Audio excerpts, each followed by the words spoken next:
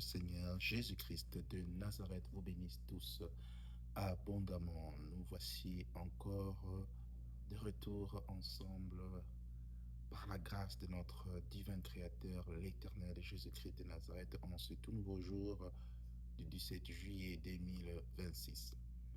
En tout cas, je vous bénis encore en ces jours, vous ainsi que tous vos membres de famille, c'est votre serviteur, le frère Shaddai.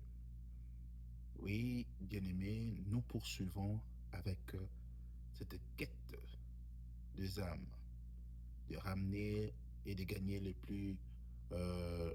plus nombreux possible, le plus nombreux que possible les âmes à Christ. Ainsi, sans pour autant tarder, tu vas déjà tenir ta Bible et me suivre dans le livre de 1 Corinthiens chapitre 6, les versets 18. 1 Corinthiens chapitre 6, les versets 18. Dans cette exhortation, nous sommes dans le livre de 1 Corinthiens chapitre 6, les versets 18. Je lis au nom du Seigneur. J'espère que tu as ta Bible avec toi. 1 Corinthiens chapitre 6, les versets 18. Suis-moi, nous décollons déjà sans pour autant tarder. Je lis au nom du Seigneur.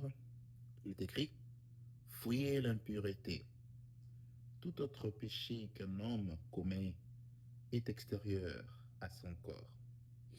Mais celui qui se livre à l'impureté pêche contre son propre corps. Amen.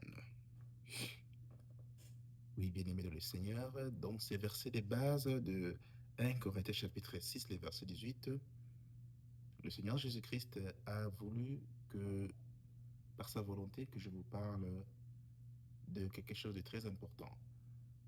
Chaque fois que nous nous mettons là devant vous, c'est pour vous ramener à la raison, vous conduire de plus en plus à la sainteté et à la crainte de Dieu et à Jésus-Christ. Comme Hébreux 12, le verset 14 nous dit: recherchez la paix avec tous et la sanctification, sans laquelle personne ne verra le Seigneur. Sans la sanctification, personne ne peut voir le Seigneur. Ainsi, nous sommes là pour toujours vous aider. Comment vous sanctifier, comment craindre Dieu, comment marcher selon ce voie, afin de voir le Seigneur. Alors, dans les versets de 1 Corinthiens chapitre 6, les versets 18, aujourd'hui nous allons parler de quelque chose de très important. Dans cette exhortation, nous allons parler de l'impureté. En d'autres termes, nous allons tout simplement parler de la fornication. La fornication. Il y a beaucoup de choses qui résument la fornication, qui résument toutes sortes d'impuretés. Dans l'impureté, nous avons la fornication, nous avons l'impudicité, nous avons la débauche. Ce sont des synonymes qui englobent le péché lié à la sexualité. Nous avons l'impudicité, la fornication, la débauche et l'impureté. Nous avons aussi la masturbation là-dedans. À chaque fois que vous voyez l'impureté dans la Bible, c'est résumé avec toutes sortes de péchés liés à la sexualité. L'impureté, il y a la fornication dedans, il y a la masturbation, il y a l'impudicité, il y a tout ce qui est lié avec la sexualité. Débauche, fornication, masturbation, impureté, impudicité. C'est lié à tout cela. Ainsi, aujourd'hui, nous allons parler sur la fornication. On dit fouiller la fornication. Car dans d'autres versions de la Bible, on ne dit pas fouiller l'impureté. Dans d'autres versions de la Bible, on dit fouiller l'impudicité. Dans l'impudicité, il y a la fornication. Et dans d'autres versions de la Bible, on dit fouiller la fornication. Car quoi? On dit fouiller la fornication. Tout autre péché qu'un homme commet est extérieur de son corps, à son corps. Mais celui qui se livre à la fornication pêche contre son propre corps. Qu'est-ce qu'est la fornication? La fornication, c'est une relation. C'est avoir des relations sexuelles hors mariage. Oh, bien-aimé, nous allons un peu en parler. J'aimerais que tu puisses avoir le temps de bien m'écouter et aussi partager cette exhortation, surtout plus aux jeunes. La fornication, avoir des relations sexuelles hors mariage. Qu'est-ce que c'est la sexualité? Et pourquoi est-ce que Dieu voudrait que la sexualité ne se fasse pas hors mariage? La sexualité, c'est une bénédiction de Dieu, un cadeau de Dieu que Dieu a donné aux fils des hommes, mais il ne l'a pas prévu que cela puisse être donné aux fils des hommes ou être pratiqué hors mariage. Il a planifié avec ses propres intérêts et dans son infinie bonté quand est-ce qu'on devrait le faire. Quand nous allons dans le livre de Genèse chapitre 1, Genèse chapitre 2, le verset 24, la Bible déclare, c'est pourquoi l'homme quittera son père et sa mère et s'attachera à sa femme et tous deux deviendront une seule chair. Genèse chapitre 2, le verset 24 est l'institution du mariage. L'institution du mariage, c'est là que tout a commencé. Et quand vous allez dans Genèse chapitre 1, le verset 28, c'est là que Dieu révèle et donne à l'homme le cadeau, et je dirais la permission de la sexualité. La Bible déclare qu'il est béni. Il est béni en disant, soyez féconds, multipliez-vous, remplissez la terre. C'est là que la bénédiction de la sexualité a été donnée aux fils des hommes selon Genèse chapitre 1, le verset 28. Et dans Genèse chapitre 2, le verset 24, c'est là que Dieu a institué sa première institution, son premier commandement, l'institution divine, la première institution divine de Dieu a été le mariage. Et c'est seulement dans le mariage que les hommes peuvent jouir de la bénédiction de l'acte sexuel. Ainsi, selon Genèse chapitre 1, le verset 28, l'acte sexuel, c'est en d'autres termes la bénédiction de Dieu donnée aux hommes que dans le mariage. Dans le mariage.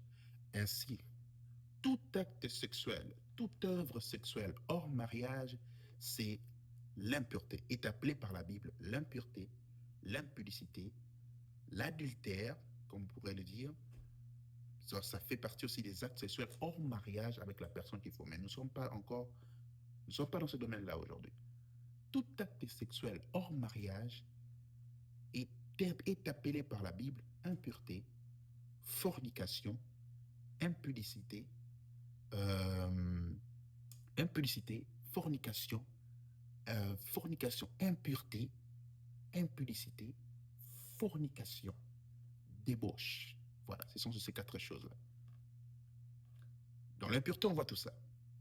Impureté, nous avons la masturbation, nous avons la fornication, nous avons la débauche, nous avons l'impudicité, toutes ces choses-là. Ce sont des actes, des pratiques sexuelles, d'immoralité sexuelle hors mariage. Dieu, dans son divin plan, n'a pas conçu la sexualité avant le mariage. Dans son divin plan, il a conçu que cet acte devait être accompli dans le mariage. Et dans le livre de 1 Corinthiens chapitre 6, verset 18, on nous dit de fuir, de ne pas tomber dans le péché de la fornication. Beaucoup de gens se posent la question si la fornication était-elle un péché? Oui, avoir des relations sexuelles avant le mariage est un péché. Cela n'a pas été réservé pour le non-marié. Ça a été réservé pour le marié, dans le mariage, comme le Seigneur l'a institué. Alors, quand vous voyez dans sa définition même, la fornication ne relève pas de l'amour. Lorsque vous êtes en train de vous plongez à cet acte sexuel, la fornication ne relève pas de l'amour. Beaucoup se disent ou se mettent en tête disant que oh, mais moi j'aime la personne. Pourquoi attendre jusqu'au mariage? Bien-aimé, voilà pourquoi nous sommes en train de vous exhorter et de faire toujours cet effort de vous enseigner que l'importance dans cette existence, c'est de craindre le Seigneur. Ça ne servirait à rien de vivre et de mener cette vie sans la crainte du Seigneur. La fornication ne relève pas de l'amour. Elle ne relève pas de l'amour. Elle relève à quoi? La fornication relève à utiliser l'autre, à souiller l'autre et à déshonorer l'autre. Voilà ce que c'est la fornication. Si le Seigneur a donné, a béni l'homme par cet acte, selon Genèse chapitre 1, les versets 28. A béni l'autre par cet acte, a béni l'homme, je veux dire, et la femme par cet acte de Genèse chapitre 1, les versets 28, par l'acte de la sexualité dans le mariage, alors à combien plus forte raison lorsque les hommes les font en dehors du mariage, en dehors de l'institution, de la convenance du mariage. Une bénédiction qui est donnée aux fils des hommes dans le mariage, lorsque cette bénédiction a été pratiquée avant le mariage, ça se transforme en malédiction. Est-ce que tu me suis? C'est une malédiction. Ainsi, pour que cette bénédiction de la sexualité soit une bénédiction, vous devez accomplir la Genèse 2, le verset 24. C'est pourquoi l'homme quittera son père et sa mère, s'attachera à sa femme, et tous deux deviendront une seule chair. C'est seulement en accomplissant l'institution divine de Genèse 2, 24, qui est le mariage, que vous obtenez la bénédiction de la sexualité de Genèse chapitre 1, les versets 28. Et tout cela qui font les relations, qui font des rapports sexuels hors mariage, à la place d'obtenir le bénédiction, vous obtenez le malédiction. Et quand vous obtenez le malédiction, vous obtenez tout ce qui vient par la voie de la malédiction. Comprenez comment la sexualité est dangereuse. La voie de la sexualité conduit les bénédictions venant de Dieu déclarées dans Genèse 1, le verset 28. Et donc, la voie de la sexualité conduit aussi les malédictions lorsqu'on le fait hors mariage. Car tout ce qui n'est pas fait selon le commandement de Dieu est une malédiction et un péché. Et la sexualité et la fornication, elle ne relève pas de l'amour. La fornication, elle ne relève pas de l'amour. Elle relève à utiliser l'autre, à souiller l'autre, à déshonorer l'autre et à apporter à l'autre une malédiction. Tu apportes à la fille la malédiction, tu apportes à l'homme la malédiction. Écoutez très bien cette exhortation. Lorsque vous commettez la fornication, vous commettez des relations sexuelles hors mariage, voici les choses que vous apportez l'un envers l'autre. Tu apportes à l'autre la malédiction. Tu apportes à l'autre la malédiction. Et dans cette malédiction, lorsque nous y plongeons, il y a plein de choses à l'intérieur. Vous vous imaginez les choses que vous vous apportez. Tu viens avec des malédictions, puisque vous n'êtes pas marié, vous en apportez des malédictions. Tu souilles l'autre, tu utilises l'autre et tu déshonores l'autre. J'aimerais que vous entendiez très bien cette prédication. Les chrétiens ont l'habitude de penser dans leur tête que ce sont les hommes qui déshonorent les femmes. Ce sont les femmes qui sont plus souillées, utilisées et déshonorées. Il n'y a pas de telle chose dans le royaume divin. Il n'y a pas de telle chose dans la hiérarchie et dans le loi de la spiritualité, dans le loi spirituelle de Dieu. Il n'y a pas de telle chose que c'est l'homme qui déshonore, c'est l'homme qui utilise, c'est l'homme qui souille la femme. Vous le faites tous les deux. Vous vous souillez, vous vous déshonorez, vous vous utilisez. Il n'y a pas de telle chose que c'est la femme qui est déshonorée. Il n'y en a pas. Est-ce que tu comprends ce que tu fais lorsque tu te livres dans la fornication? Et ainsi, vous voyez dans le livre de Genèse, chapitre 34, le verset 5, dans l'histoire de... Vous connaissez l'histoire de Dina. Dina était l'une des filles de Jacob. Quand Jacob est allé habiter près de Séchem, le roi, Hamor, si je ne me trompe pas, avait un fils qui s'appelait Séchem. Séchem vit, quand Dina est sortie pour voir les filles de l'horizon, le fils de ce royaume. Séchem, le fils du roi, a vu Dina. Et qu'est-ce qu'il a fait? Il a couché avec Dina. Après avoir couché avec Dina, il a été affligé, rempli de remords. La Bible déclare qu'il s'affectionna à la fille et voulut l'épouser. Après avoir déshonoré la fille, après l'avoir souillée, après avoir utilisé la fille pour ses propres plaisirs, Il voulait enfin l'essuyer. Il voulait enfin l'honorer. Il s'attacha à la fille. Et non seulement il a utilisé, déshonoré, souiller la fille, il s'est déshonoré lui-même. Et tant que prince d'un royaume, quel exemple pouvait-il donner à ce royaume-là en faisant ce qu'il avait fait? Et la Bible déclare que cela parvint aux oreilles de Jacob. Jacob, gardant le silence, gardant le calme, il n'était pas content. Il avait attendu. Il attendant que ses fils qui étaient dans les champs en train de travailler, qu'ils reviennent afin d'en parler. Et vous connaissez la suite. Les fils de Jacob furent irrités de colère. Ils étaient tellement remplis de colère. Et par ruse, qu'est-ce qu'ils ont fait? Ils ont piégé le roi Amor avec son fils et tout le royaume qui devait se circoncire. Et pendant le moment qu'il devait se circoncire, dans la circoncision, il y a une douleur intense. Il a fallu 3 à 4 jours avant de guérir de la fièvre. Ils en ont profité pour exterminer tout le royaume.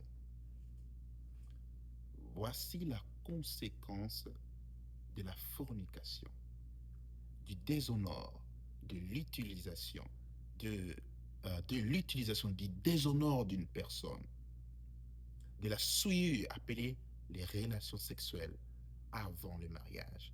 Parce que selon les Écritures, cela ne devait pas se faire de cette façon. Ils ne devaient pas déshonorer, ils ne devaient pas connaître leur sœur de cette façon.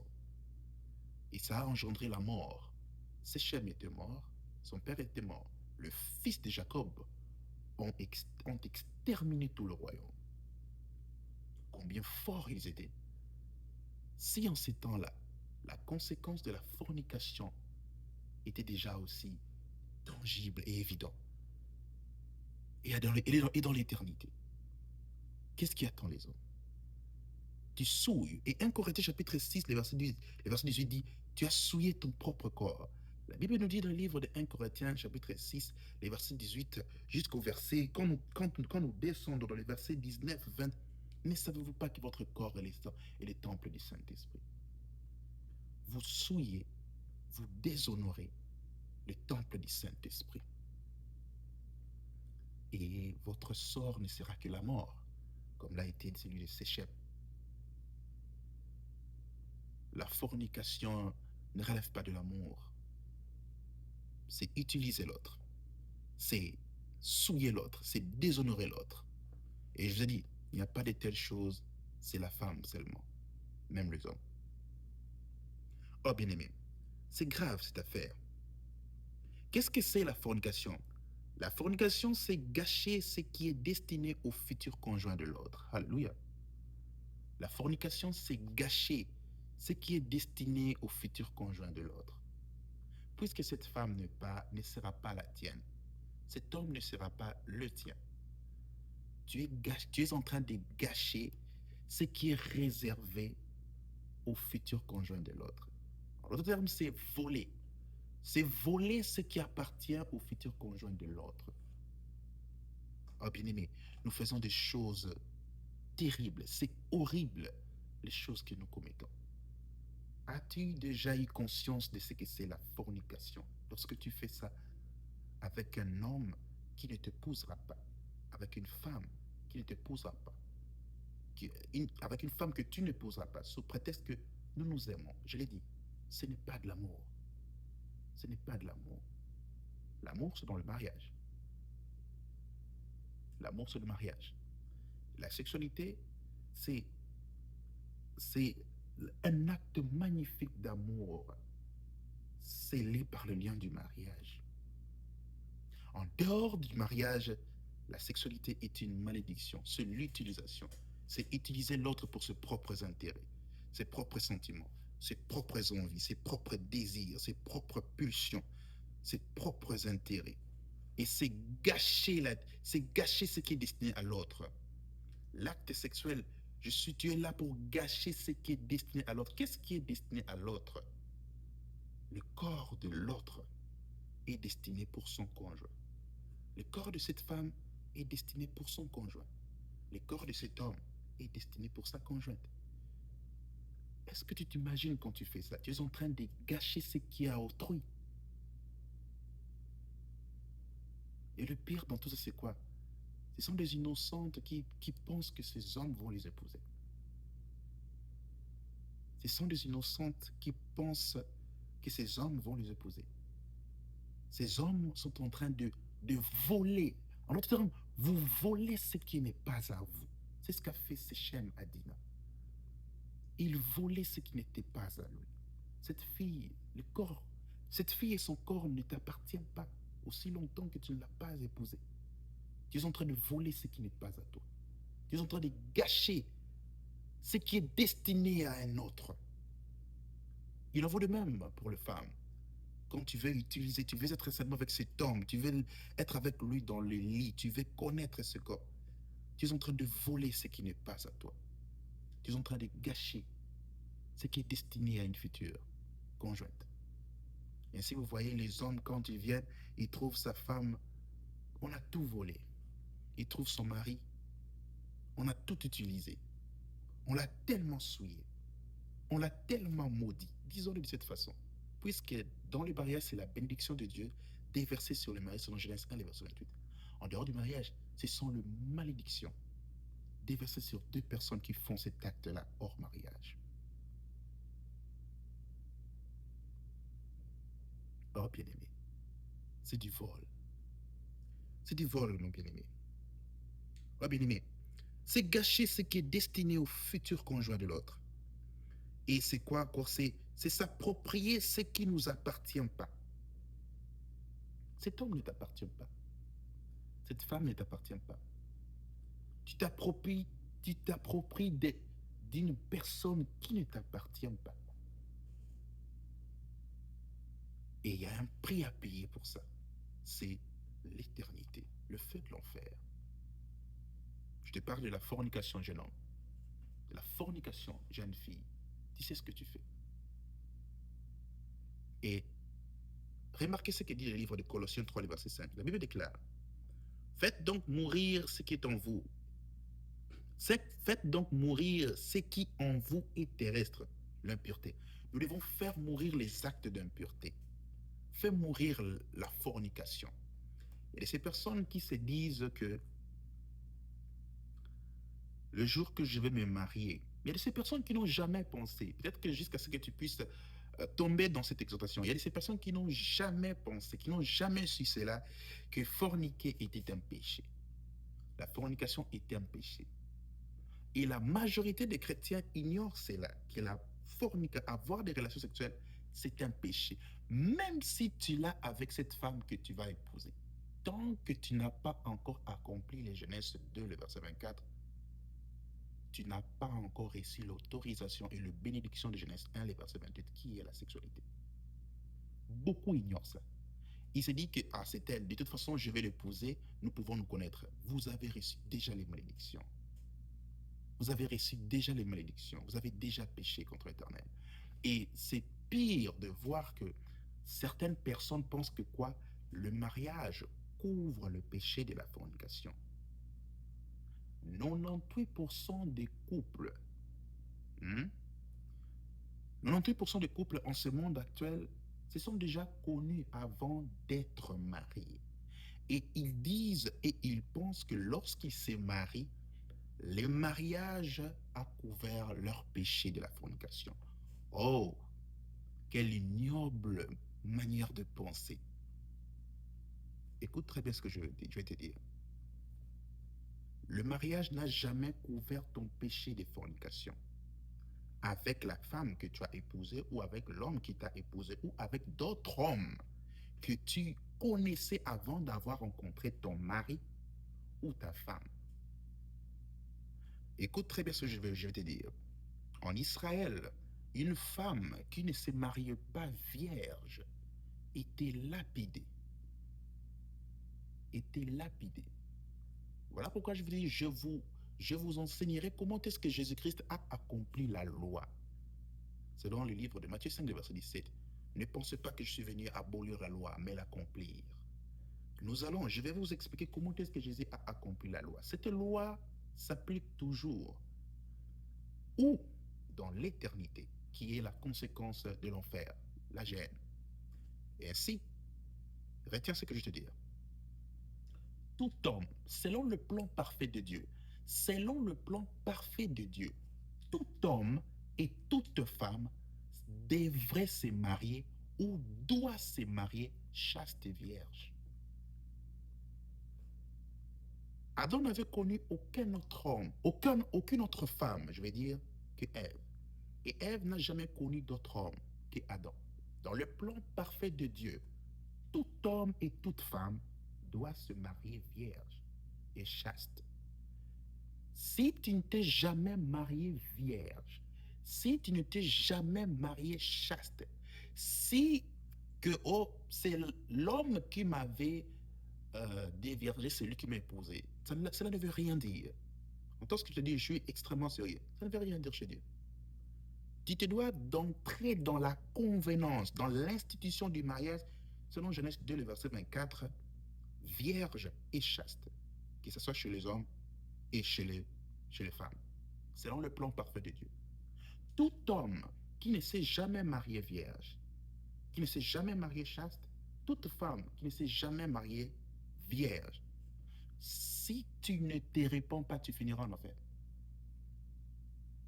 Ainsi, les gens négligent ces choses dans les églises.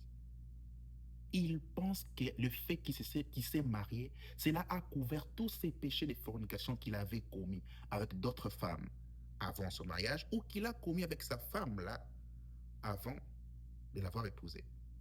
Elles pensent la même chose. Je le répète, selon le plan parfait de Dieu, tout homme qui ne s'est jamais marié chaste, toute femme qui ne s'est jamais mariée vierge, vous n'entrerez pas dans le royaume des cieux. Qu'est-ce qu'il faut faire? Proverbe 28, le verset 13 nous dit, celui qui cache ses transgressions ne prospère point, mais celui qui les avoue et les délaisse obtient miséricorde. Là où tu m'entends, tu te dois de t'agenouiller, demander à Dieu pardon pour toutes les fois que tu as connu une femme avant ton mariage ou toutes les fois que pour le fait que tu ne t'es jamais marié, tu es chaste ou vierge. C'est grave ce que je vous dis. Ainsi, les gens pensent aujourd'hui que leur mariage ont couvert leur péché de fornication. Depuis quand un mariage couvre le péché? Jean le Baptiste n'a-t-il pas vu Jésus-Christ disant « Voici l'agneau de Dieu qui couvre le péché du monde ». Le livre de Hébreux chapitre 9, le verset 22 dit « Et sans l'effusion du sang, il n'y a point de pardon pour le péché. » Depuis quand le mariage couvre-t-il ta fornication? Depuis quand le mariage couvre-t-il ta fornication, tes impuretés, ton impudicité? Depuis quand le mariage couvre-t-il ça? Quel blasphème! Quel blasphème! C'est comme ça qu'on trouve les chrétiens d'aujourd'hui. Ils ne comprennent plus les Écritures. Je me suis déjà marié, c'est déjà fini. Nous avons des parents. Un parent qui voit sa fille être déviergée avant son mariage, qui ne trouve que ce n'est pas un problème. Tu connaîtras la conséquence de ne pas l'avoir trouvé un problème devant le Seigneur. Voilà comment vous devez veiller aux enfants. Tu te dois, je l'ai dit et je vous l'ai dit de la part du Seigneur. Aucun homme sur terre, si tu ne t'es jamais marié vierge ou chaste, c'est le moment. Réponds-toi, demande à Jésus pardon. Ce n'était pas ça. Le plan parfait de Dieu sur tout homme et toute femme sur terre, c'est comme Adam et Ève. Ne jamais vous marier, ne jamais connaître des relations sexuelles hors mariage. Vous devez vous marier chaste et vierge. Ainsi, cette loi a été en Israël. Une femme qui ne se marie pas vierge est lapidée. Mais dans la loi spirituelle que Jésus-Christ a accompli, cette loi de Moïse, ça s'accomplit dans l'éternité. Et là, il ne s'agit pas seulement de la femme. Voilà pourquoi je vous l'ai dit. Il n'y a pas de telle chose que c'est seulement la femme. Tout homme et toute femme qui ne s'est pas marié vierge ou chaste, tu iras en enfer. Tu te dois maintenant de te repentir. Seigneur Jésus, pardonne-moi. Selon ton plan parfait, tu voulais que tous les hommes sur terre et toute femme sur terre puissent se marier chaste et vierge. Ça n'a pas été mon cas. Quand je parle de ces choses ici, vous pensez que je plaisante. Tu penses que c'est ton mariage qui a couvert le péché de ta fornication, qui a couvert le péché d'avoir perdu ta chasteté. Tu penses que c'est ton mariage aujourd'hui qui a couvert ton péché d'avoir perdu ta virginité. Vous serez surpris. Vous êtes des voleurs. Vous avez volé ce qui n'est pas à vous. Vous avez utilisé les autres. Vous avez utilisé les filles d'autrui. Vous avez utilisé les hommes. Vous les avez souillés, vous les avez déshonorés. Tu as souillé, tu as déshonoré cet homme. Aujourd'hui, les hommes se pensent hommes quand il a connu plusieurs femmes et maintenant il vient se marier. Or, tu ne sais pas ce qui t'attend dans l'éternité. Malheur à toi si tu t'es marié non vierge et non chaste. C'est le moment de se repentir. Malheur à toi. Assieds-toi alors avec ta femme, implorons le Seigneur. On ne s'est pas marié vierge ni chaste. Voilà pourquoi vous voyez Marie a voulu être lapidée quand les hommes ont appris qu'elle était enceinte avant d'être mariée à Joseph. Ces choses ici, on attend quoi? Pour le prêcher dans l'église, afin que les jeunes comprennent que s'il ne se marie pas chaste, il a un sérieux problème devant Dieu. S'il ne se marie pas, elle ne se marie pas vierge, elle a un sérieux problème devant Dieu. On ne le prêche pas. Tout le monde font la même chose. Et pourquoi moi je serai la différence? Les hommes ne veulent pas être la différence dans ce monde. Ils ne veulent pas être, ils ne veulent pas faire la différence devant le Seigneur. Et vous rapportez des malédictions.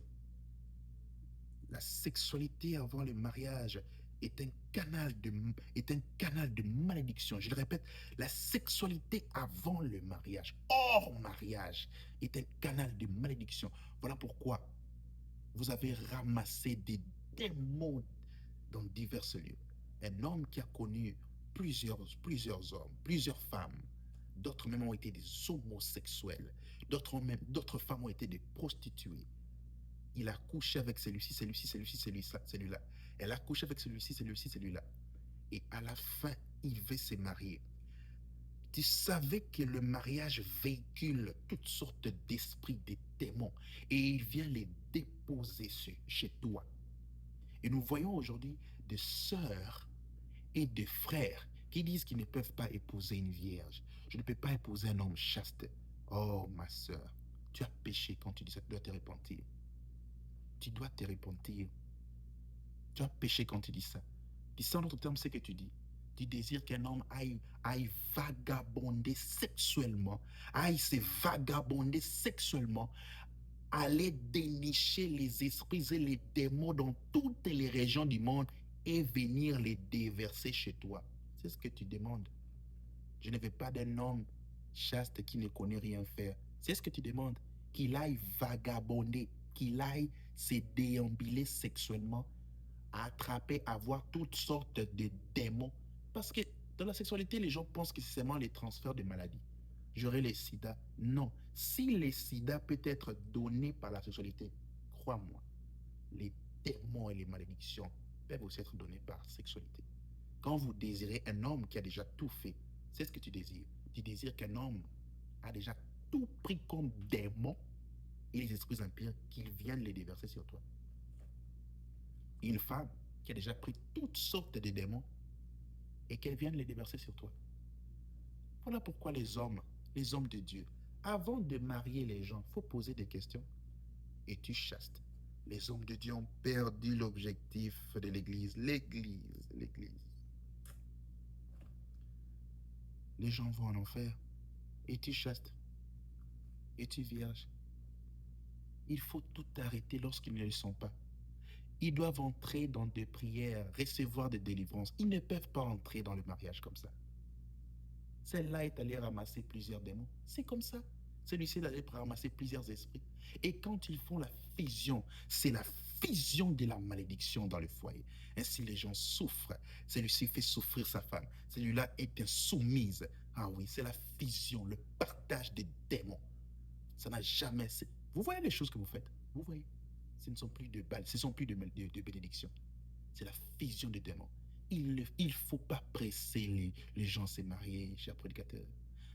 Demandez, es-tu vierge? Es-tu chaste? Non, la repentance commence. Ils doivent se repentir. Ils doivent passer par des séances de cure d'âme et par des séances d'imposition de main pour la délivrance. Ils ne sont pas bénis, même si toi tu les bénis, ils ne sont pas bénis. Ils ont déjà violé les lois de la mariage, les lois maritales, les lois du mariage. Ils ont déjà violé les lois de Dieu selon Genèse 2, le verset 24. Ce sont les malédictions qu'ils entrent. Mais les prédicateurs, ça va barder pour nous dans l'éternité. On s'empresse. Paul exhorte notre frère Timothée. Il lui dit de ne pas se presser d'imposer les mains afin de ne pas être complice de leurs œuvres. Les prédicateurs s'empressent d'imposer les mains pour que tout le monde voie que lui, il unit les gens. Et tu finiras en enfer, prédicateur. Vous voyez des choses. Est-ce que tu sais que lorsque tu as couché avec un sorcier, tu sais que la sorcellerie, tu peux l'avoir par la sexualité. Vous ne comprenez pas les choses spirituelles. Tu sais que tu peux recevoir la sorcellerie par la sexualité. Vous pensez que la sorcellerie, on le reçoit seulement quoi? On te donne à manger et tu manges. Tu peux recevoir la sorcellerie par la sexualité. Tu sais ça? Tu peux recevoir la sorcellerie par les bisous et les baisers. Ces actes préliminaires-là du mariage. Tu sais que c'est interdit dans la parole. Or, frère homme de Dieu, dans quel verset? Allons-y dans Galates chapitre 5, le verset 20. Galates chapitre 5, le verset 20. Il est écrit ceci. Galates chapitre 5, les versets 15 à 20. Il est écrit ceci. On s'adresse aux Galates. Qui étaient les Galates? Les Galates étaient l'église où le Seigneur avait planté par la puissance du Saint-Esprit à travers de Paul. Que faisaient-ils ces gens? Ces gens vivaient selon la chair, dans le désir de la chair. C'était ça. Comment est-ce qu'ils vivaient? Donc, toutes sortes de désirs de la chair. Et parmi les désirs de la chair, ils vivaient selon la chair. Et parmi les choses selon la chair dont ils vivaient, il y avait la fornication. Et plus loin, on parle même de ce qu'ils faisaient. Entre eux, les disciples, nous envoyons dans l'église des fornicateurs. Non, nous, on ne fornique pas, frère de Dieu. Homme de Dieu, Shaddai, nous, on ne fornique pas. Nous, on s'embrasse. Tu sais que c'est interdit? On dit ceci. Mais si vous vous mordez et vous vous dévorez les uns les autres, prenez garde que vous ne soyez pas consumés les uns par les autres. Mais si vous vous mordez, dans la Bible, on ne parle pas de s'embrasser, c'est mordre. Vous vous mordez les uns les autres. C'est ça les baisers. C'est ce que faisaient les hommes, les chrétiens de Galates. Mais si vous vous mordez, mais si vous vous dévorez les uns les autres, prenez garde que vous ne soyez consumés les uns par les autres, consumés par le fait de la sexualité. Prenez garde à ne pas faire ce genre de choses. Ce sont des œuvres de la chair. Ainsi, vous continuez, on dit, voici donc ce que je dis, marchez sans... Pourquoi il les interprète de marcher sans l'esprit? Parce que marchez sans la chair. Marchez sans l'esprit et vous n'accomplirez pas les désirs de la chair. 17. Car la chair a des désirs contraires à ceux de l'esprit et l'esprit a des désirs contraires à ceux de la chair. Ils sont opposés l'un à l'autre, de sorte que vous ne faites pas ce que vous voudriez. Il s'est laissé conduire par la chair. C'est là où Galates 5, le verset 17 a été révélé. Marcher sans l'esprit. Parce que les chrétiens de Galates s'est livré aux œuvres de la chair. Entre eux, les chrétiens, ils s'embrassaient, ils se mordaient. Ils se dévoraient les uns les autres. Mais ils ne commettaient pas la fornication. Voici les choses qu'ils faisaient, que Dieu détestait. C'est mordre. C'est ce que vous faites, non? Quand tu es en face d'une fille, tu fais quoi? Tu la mords, non? S'embrasser. Dans la Bible, en ces temps-là, il y a certains mots qui existent aujourd'hui n'ont pas existé en ce temps-là. Ils se mordaient. Le verset 18. Mais si vous êtes conduit par l'esprit, vous n'êtes pas sous la loi. Or, les œuvres de la chair, vous voyez comment est-ce qu'il leur parlait? Les œuvres de la chair sont manifestes. Ce sont, on commence quoi? L'adultère. La première des choses qu'ils commettaient. Les hommes mariés. Deuxième, la fornication. Troisième, la débauche. Et ainsi de suite. Vous voyez? Vous voyez? C'est écrit où? Qui t'a dit que tu dois embrasser, mordre cette fille qui n'est pas ta femme? Cet homme qui n'est pas ton mari? L'impureté. C'est l'enfer. Et c'est parmi les voies par lesquelles la sorcellerie aussi est déversée. On peut te donner un démon par les baisers, par la sexualité. Tu peux recevoir la sorcellerie par les baisers, par la sexualité. Tu le savais? Tu peux recevoir l'envoûtement. Tu peux recevoir une malédiction. C'est ça les malédictions. Lorsque vous commettez la sexualité hors mariage. Il n'y a pas de telle chose que je me suis déjà marié, ça a été couvert. Tu iras en enfer. Tout homme sur la terre que Dieu a envoyé, tu te dois de te marier chaste et vierge. Lorsque tu ne l'as pas fait, c'est le moment de se repentir. Que le Seigneur te pardonne. Oh bien-aimé, c'est grave. Cette affaire est grave. Ainsi, tu peux te poser la question, maintenant, homme de Dieu, comment faire? Maintenant, pour éviter toutes ces choses, voici ce qu'il faut faire. Le Psaume 119, verset 9 vous dit ceci. Comment un jeune homme purifiera-t-il sa voix en y prenant garde selon ta parole? Tu veux te purifier de la voie de la fornication, ne plus faire ça. Prends garde à la parole de Dieu, jeune homme. Réponds-toi de ta fornication, sincèrement que tu ne vas plus le refaire. Que le Seigneur te purifie, te lave avec son sang. Et maintenant, prends garde à la parole de Dieu. La première des choses, à t'échapper de cette prison. La deuxième des choses, c'est quoi? 2 Timothée chapitre 2, le verset 22. On dit, fouillez aussi les passions de la jeunesse. Les passions de la jeunesse, nous avons la fornication, nous avons toutes ces choses, les baisers. Fouillez aussi les passions de la jeunesse. Mais recherchez la justice, la foi, l'amour, la paix, avec ceux qui invoquent le Seigneur d'un cœur pur. Tu te dois de changer ton environnement. Change ton environnement. Lorsque tu sais que tu commettais ou tu commets le péché de la fornication, chère dame, cher homme, jeune homme, jeune fille, entends-moi. La première des choses, c'est te concentrer à la parole. Prendre des décisions, se repentir, que le Seigneur te purifie avec son sang, qu'il efface ses péchés, demeure maintenant pur et prends garde à la parole de Dieu. La deuxième des choses, change ton entourage. Tu ne peux plus. Comment se fait-il que tu forniques, tu continues à te rassembler, tu continues à être à être dans un groupe, à être avec ceux-là qui forniquent? Change d'environnement, change des amis, change des amis. Pourquoi? Les fornicateurs t'influenceront à retourner dans tes vomissements. Tu ne pourras pas arrêter la fornication lorsque tu es entouré de fornicateurs comme amis. Tu ne pourras pas arrêter avec l'impudicité, la débauche, la masturbation, la pornographie, l'impureté.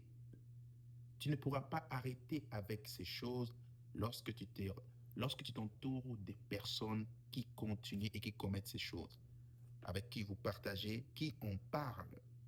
Tu retourneras dans tes vomissements et tu ne t'en débarrasseras jamais. La première des choses, c'est quoi? On dit quoi? Tu dois rechercher ceux-là qui invoquent le Seigneur avec un cœur pur. Teste les esprits et demande à Dieu, Seigneur, conduis-moi vers ces personnes qui pratiquent la justice, l'amour, la paix, qui ne forniquent pas, qui ne parlent pas de femmes, qui ne commettent pas d'adultère. Conduis-moi vers ces personnes qui ont un cœur pur, qui t'invoquent avec sincérité. Tu dois changer ton environnement pour réussir à vaincre les impuretés, la fornication. C'est grave à voir les gens, tu veux suivre Jésus, mais tu continues à demeurer avec les débauchés, les fornicateurs. Ce sont des choses qui se passent dans les églises.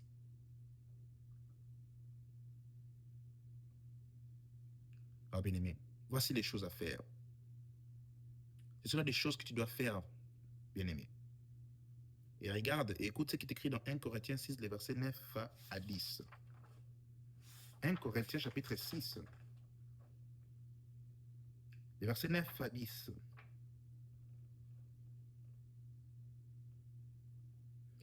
1 Corinthiens chapitre 6, les versets 9 à 10, je lis le nom du Seigneur. Ne savez-vous pas que les injustes n'hériteront pas le royaume de Dieu? Ne vous y trompez pas, ni les débauchés, ni les idolâtres, ni les adultères, ni les efféminés, ni les homosexuels, ni les voleurs, ni les cupides, ni les ivrognes, ni les injurieux, ni les exploiteurs n'hériteront le royaume de Dieu. Ne savais-tu pas que les fornicateurs c'est ici? les fornicateurs, les adultères, les homosexuels n'hériteront point le royaume de Dieu. C'est grave de voir certaines femmes. Moi, je ne devais pas être épousée par un homme chaste. Il n'a rien fait, il ne sait rien. Est-ce que tu connais ignorante? Connais-tu la volonté parfaite de Dieu pour l'humanité? Tout, tout homme et toute femme qui s'est marié non chaste et vierge ont des comptes à rendre sérieux devant le Seigneur. À moins que tu n'aies eu à te repentir sincèrement, à ne pas y regretter, et que le sang de Jésus ait à te purifier, te ôter, à ôter ses péchés. Tu penses que c'est ton mariage. Tu ne sais pas ce qui t'attend. C'est de ta propre bouche, quand tu l'as déclaré, que tu seras condamné, jeune fille. Que tu seras condamné, jeune homme.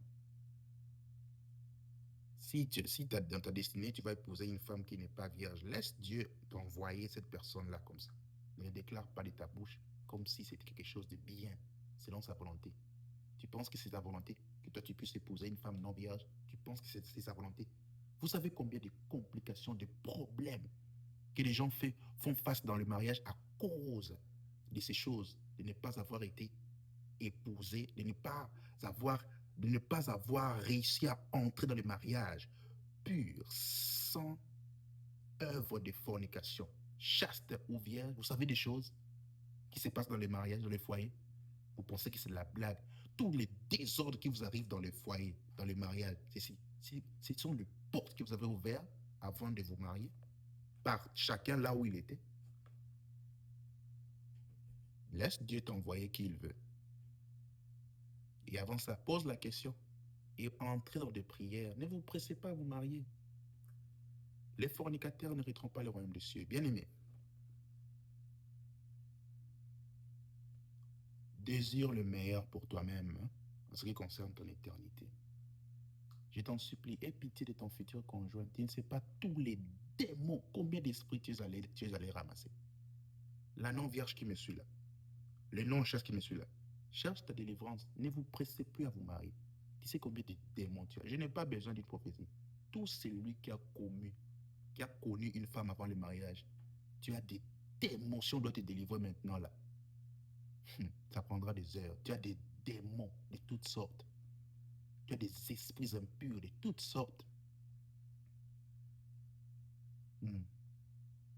Tu as des malédictions parce que tu n'as pas connu la bénédiction de Dieu dans le mariage. Tu as voulu la voir et venant d'une personne qui n'était pas destinée à toi. Tu te dois de te repentir. Qu'est-ce qu'on doit faire, homme de Dieu? Qu'est-ce qu'on doit faire? Acte chapitre 20, verset 38. Repentez-vous. Ah, va quelque part, va dans un coin. Oh Seigneur, je viens d'entendre ça. Je ne savais pas que c'était comme ça. Je pensais que mon mariage avait couvert. Ça n'a rien couvert. C'est un blasphème. C'est le sang de Jésus qui couvre le péché. Tu ne t'es pas repenti. Tu penses que ton mariage a couvert tes fornications.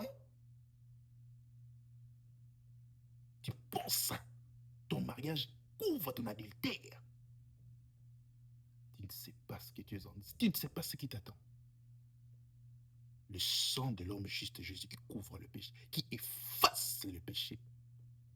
Avec une repentance sincère d'une personne qui ne veut pas retourner dans ça. Il vient, il efface, il te pardonne. Ne dis plus ça, ne dis plus ce que tu dis. Je veux un homme expérimenté en démologie qu'il a reçu de partout, qu'il te le donne. C'est ce que tu veux. Je veux une femme qui a d'expérience, elle a été expérimentée des démons de divers endroits qu'elle a ramassés pour te les donner. Ainsi, vous imaginez, vous êtes marié, depuis que tu t'es marié, tout est détruit dans la famille. Ça a été le commencement de ruines, de choses mauvaises dans la maison qui te donnent. Mais, et le pire, lorsque tu épouses, tu te maries avec un sorcier, une sorcière, où tu as eu à coucher dans ton parcours, tu as dû à coucher avec une sirène, un sorcier, une sorcière. Tu vois l'homme que tu veux qui soit expérimenté, tu vois le démon qui vient te ramener. les démons d'une sirène qu'il a eu accouché avec, les démons d'un sorcier qu'elle a eu accouché avec. Tu vois les choses que tu cherches. Tu cherches des sirènes dans ton corps. Tu cherches des démons.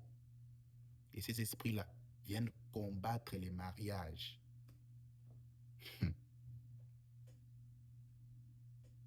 Que devons-nous faire, homme de Dieu? Répondez-vous et recherche la délivrance, que Dieu te délivre, que Dieu te sanctifie, te purifie avec son sang, afin que tu sois sauvé, qu'il efface ses péchés dans le record de ta vie.